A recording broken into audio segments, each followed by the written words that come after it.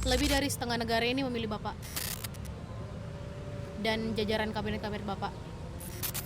Lebih dari setengah ini menaruh kepercayaan kepada Bapak untuk membawa negara ini menjadi negara yang lebih baik. Dan saya harap Bapak tidak mengecewakan setengah dari harapan bangsa ini. Itu saja.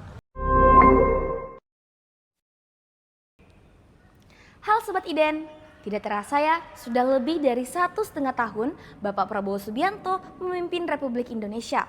Mulai dari awal masa jabatan hingga saat ini, kita sudah melihat berbagai dinamika pemerintahan.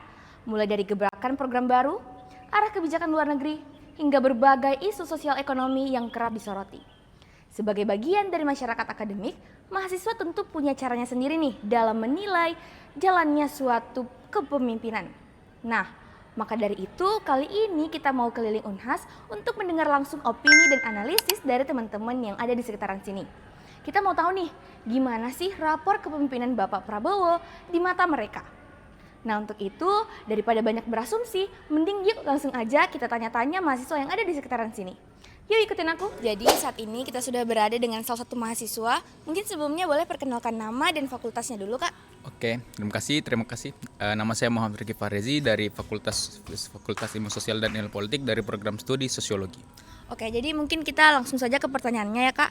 Menurut Kakak gimana sih kepemimpinan Presiden Prabowo selama sekitar 1 tahun 7 bulan terakhir memimpin Indonesia? Pertanyaan yang cukup menarik jika membahas tentang bagaimana tata pemerintahan dan praktik politik jika membahas bagaimana kinerja dari Prabowo Subianto itu sendiri. Pertama, saya tidak ingin menggeneralisir, tapi berdasarkan pengalaman pribadi dan data empiris yang saya dapatkan, menurut saya pemerintahan Prabowo yang ada saat ini, yang dan berjalan saat ini, bisa dikatakan sangat memprihatinkan karena yang pertama, dari aspek sosial dan aspek politik itu, Indonesia seperti seperti ibaratnya ditinggal jauh dari negara-negara lainnya jika kita membandingkan. Dari aspek ekonomi saja kita sudah melihat beberapa waktu terakhir bagaimana rupiah melemah dan lain-lain. Ekonomi memang terbilang cukup tumbuh, tetapi nilai tukar dalam rupiah tersebut itu bisa dianggap seperti jatuh akibat dari beberapa kebijakan-kebijakan yang ada dan juga cukup kontroversial di pemerintahan Prabowo. Bukan hanya dari segi kepemimpinan saya, tetapi dari tata pemerintahan seperti bagaimana kementerian, bagaimana penunjukan dan lain-lain itu tidak luput dari sensasi-sensasi dari masyarakat atau yang biasa kita sebut sebagai netizen.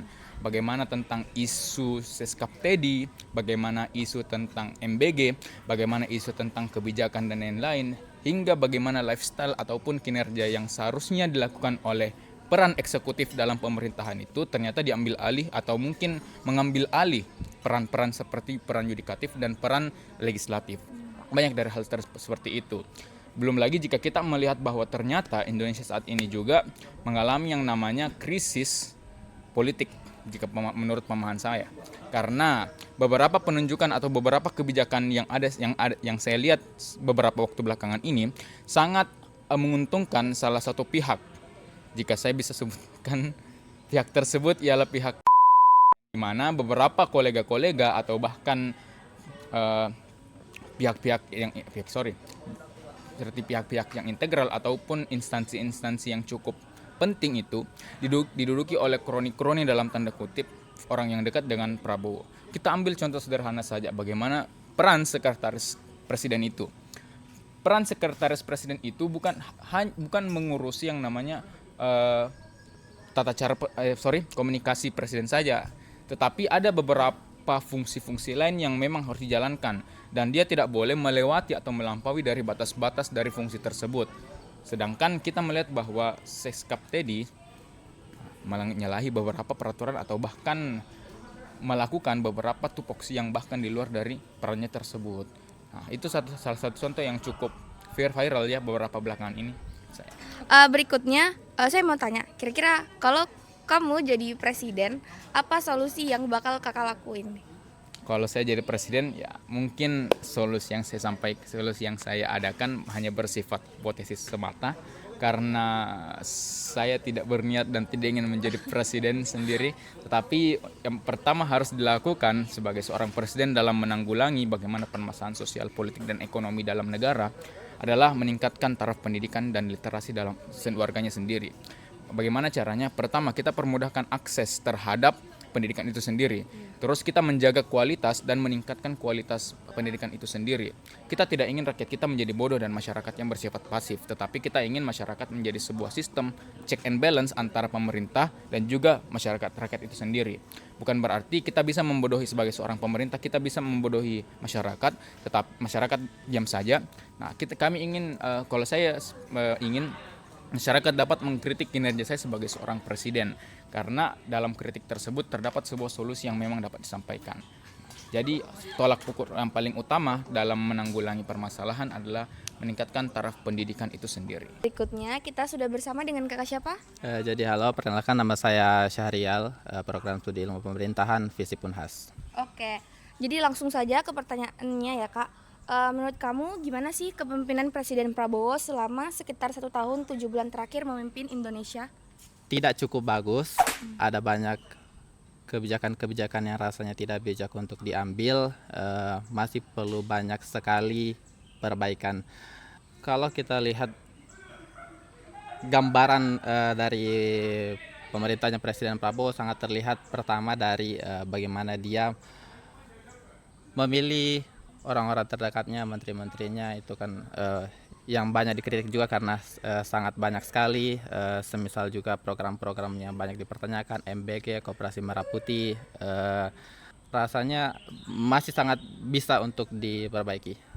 Berikutnya itu kebijakan atau program pemerintahan apa dari Pak Prabowo Subianto ini yang kamu paling perhatikan atau mungkin kamu paling rasa dampaknya? Mungkin yang paling diperhatikan ya dan juga banyak dibicarakan oleh orang-orang adalah MBG ya, karena mungkin terasa di saya tidak terlalu secara signifikan, tapi terdampak di banyak orang.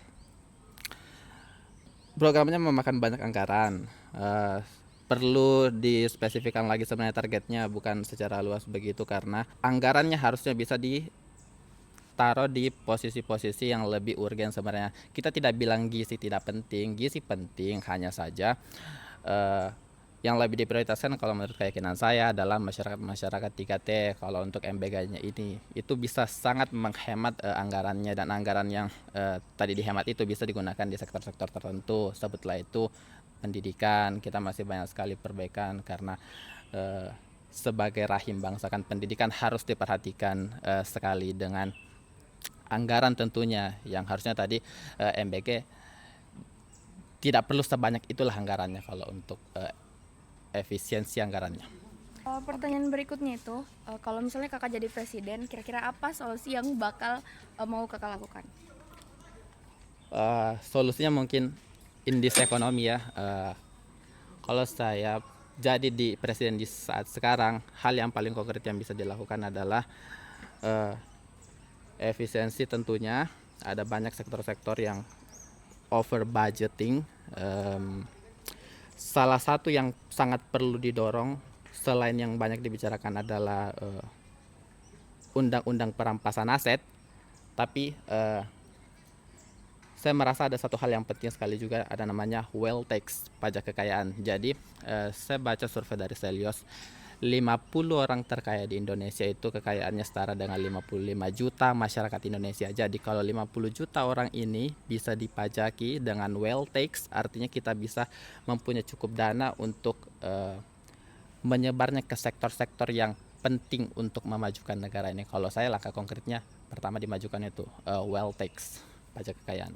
Halo Sobat Iden, setelah tadi kita berjalan-jalan di rumpun Soshum, sekarang kita ke rumpun Saintek. Saat ini kita sudah berada dengan Afdol Asyamardi, biasa dipanggil Afdol, dari jurusan Sistem Informasi 2025. Kira-kira program atau kebijakan apa nih dari Bapak Prabowo yang mungkin kamu paling perhatikan atau mungkin kamu paling rasakan dampaknya, dan gimana sih menurut kamu tentang program tersebut? Menurut saya yang paling saya perhatikan ya secara pribadi adalah program makan bergizi gratis. Jadi kan seperti yang kita tahu, makan bergizi gratis ini sudah sangat viral dan di mana-mana. Nah, menurut saya sebenarnya tujuannya adalah baik MBG ini, tapi menurut saya tupoksinya untuk orang-orang yang memimpin itu masih belum tepat. Nah, kebetulan kemarin katanya sudah diganti ketuanya, dan ketua BGN ya diganti dan lain sebagainya. Nah, menurut saya yang paling penting terkait MBG ini adalah bagaimana tata kelolanya itu diperbaiki dan adanya pengawasan serta transparansi dalam pengelolaan dananya. Karena itu yang paling penting bagi saya. Seperti itu, Kak. Oke deh, nah terus pertanyaan berikutnya itu, kira-kira kalau kamu yang jadi presiden, apa nih solusi lain yang mungkin bakal kamu lakukan? Bagi saya yang paling penting adalah pendidikan, karena pendidikan adalah bagaimana cara kita bisa hidup di dunia ini. Misalnya saja ketika dulu bom atom dijatuhkan di Hiroshima, Kaisar Hirohito itu bertanya satu hal. Dia bukan bertanya tentang MBG bagaimana, tapi dia bertanya berapa banyak guru yang tersisa. Kenapa itu penting? Karena menurut saya guru adalah masa depan bagi Indonesia, terlebih lagi juga siswa-siswanya. Jadi menurut saya yang paling penting ketika saya menjadi presiden adalah bagaimana caranya kita fokus meningkatkan dana pendidikan dan mengalokasikannya sesuai anggaran, sehingga siswa-siswa atau anak-anak generasi muda kita bisa memajukan bangsa kita. Oke, jadi mulainya dari pendidikan dulu ya. Dari pendidikan paling penting dananya. Jadi bukannya di efisiensi dana pendidikan, tapi kita harus tingkatkan disertai dengan pengelolaan dan wewenang yang memang pada tupoksinya. Nah, Sobat Iden, kali ini kita sudah berada di Rumpun Kesehatan bersama dengan Halo, saya EJ dari Prodi Kesehatan Masyarakat dan Fakultas Kesehatan Masyarakat. Nah, mungkin kita langsung saja ke pertanyaannya ya, Eja ya. Kira-kira apa program ataupun kebijakan dari Bapak Prabowo yang paling kamu perhatikan dan gimana sih menurutmu terkait program tersebut? Oke, jadi kalau kita bicara tentang apa yang saya perhatikan, mungkin sama seperti apa yang orang-orang perhatikan, yaitu ada pada programnya Pak Prabowo yang MBG itu ya. Karena lagi-lagi hal awal atau berangkat dari mana saya memilih Pak Prabowo itu kan dari apa yang dijanjikannya, yaitu MBG. Kalau menurut saya MBG itu patut untuk kita kawal terus, karena dari awal sampai sekarang, dari pertama sampai presiden ke-7 itu tidak ada presiden yang mampu untuk menjanjikan atau mampu untuk membantu masyarakat lewat makanan. Mana kita tahu kalau makanan ini kan kebutuhan primer. Jadi kalau misalnya kita mulai membantu dari hal primer, hal dasar, ya otomatis hal-hal sekundernya pasti akan juga lebih gampang begitu.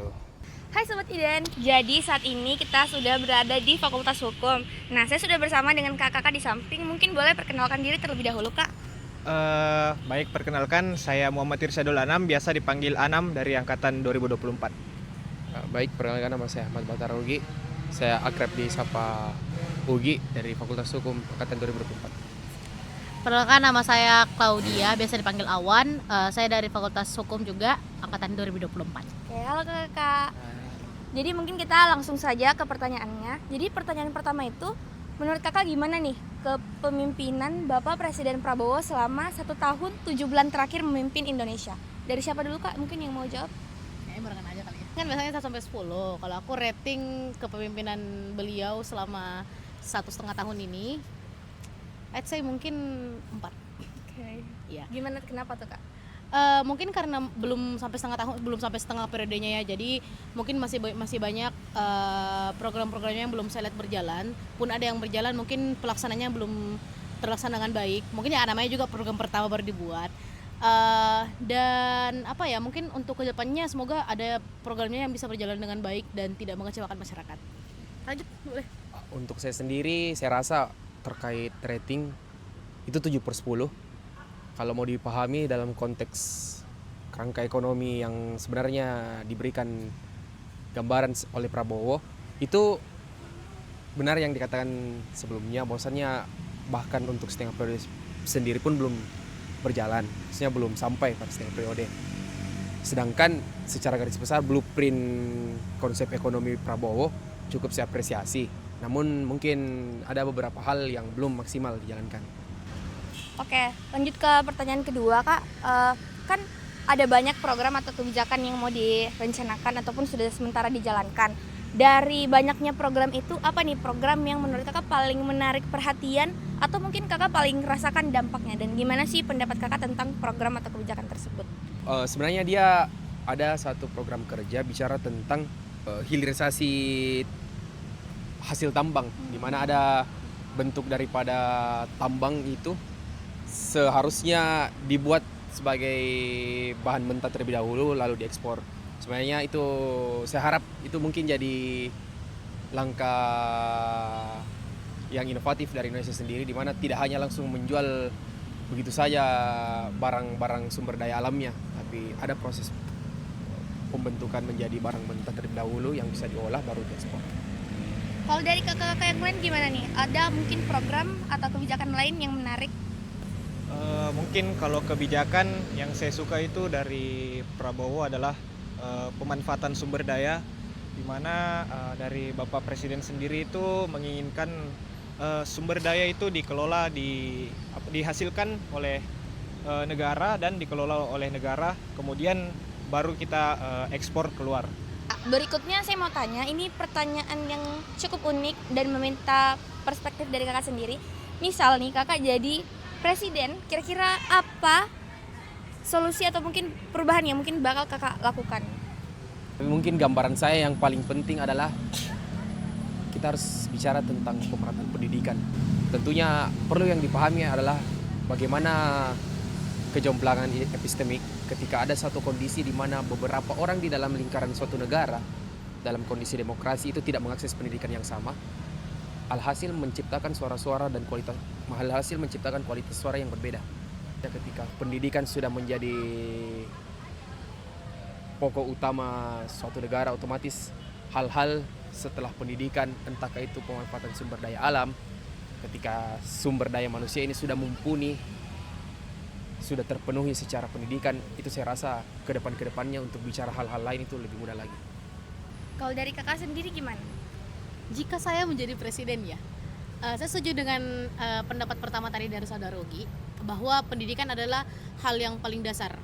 Jangankan kuliah, kadang-kadang bahkan pendidikan sedasar SD saja kadang-kadang masih banyak sekali anak-anak bangsa kita yang tidak mendapatkan akses ke pendidikan tersebut ini. Kalau masyarakatnya sedari awal tidak mendapatkan pendidikan yang sama, tidak mendapatkan pendidikan yang rata, bagaimana kita bisa menjamin bahwa Indonesia itu akan seperti ini terus ke depannya? Jadi ya kembali lagi, paling pertama dan utama adalah pendidikan. Oke, berikutnya pertanyaan terakhir kak.